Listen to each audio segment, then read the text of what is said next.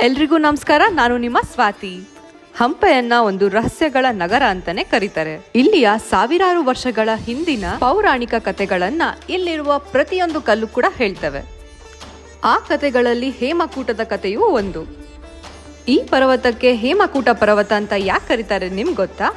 ಯೋಚನೆ ಮಾಡಬೇಡಿ, ನಾನು ನಿಮ್ಗೆ ತಿಳಿಸ್ಕೊಡ್ತೇನೆ. ಶಿವನ ಮಡದಿಯಾದ ಪಾರ್ವತಿ ದೇವಿಯು ದಕ್ಷಯಜ್ಞ ಹೋಮಕುಂಡದಲ್ಲಿ ತನ್ನ ದೇಹವನ್ನ ತ್ಯಜಿಸ್ತಾಳೆ.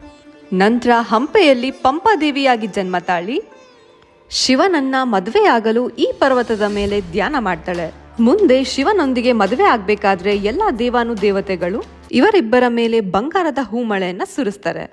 ಹಾಗಾಗಿ ಈ ಪರ್ವತಕ್ಕೆ ಹೇಮಕೂಟ ಪರ್ವತ ಅಂತ ಕರೀತಾರೆ. ಹೇಮ ಅಂದ್ರೆ ಬಂಗಾರ, ಕೂಟ ಅಂದ್ರೆ ಪರ್ವತ. ಬಂಗಾರದ ಪರ್ವತವೇ ಹೇಮಕೂಟ ಪರ್ವತ. ಸೊ ಇದೇ ರೀತಿ ಪೌರಾಣಿಕ ಕಥೆಗಳನ್ನ ಕೇಳಲು ನಮ್ಮ ಪೇಜನ್ನ ಫಾಲೋ ಮಾಡಿ. ಧನ್ಯವಾದಗಳು.